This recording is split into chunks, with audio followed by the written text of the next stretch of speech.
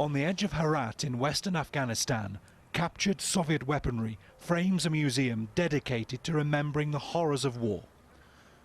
The walls are filled with the names of the hundreds of thousands of Afghans who died when the Mujahideen rose up against the Soviet occupation.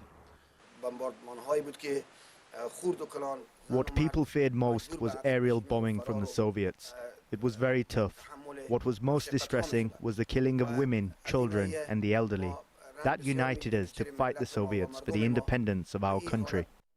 At the heart of the museum, life-size statues of former Mujahideen fighters guard the entrance to a dramatic diorama that takes visitors through the war against the Soviets. If history is written by the victors, then the story might appear too straightforward. Soviets murder villagers, villagers rise up, Soviets are killed, the Mujahideen marches home victorious. But it's one of the few easily accessible accounts in the country. Afghanistan's school history books often gloss over the more than 30 years of conflict that have blighted this country. This museum was created in part to remind future generations graphically of the horrors of war. The museum was founded by a former Mujahideen commander.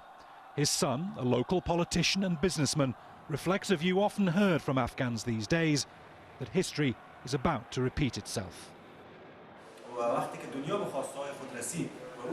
When the Soviets were defeated, the world abandoned us.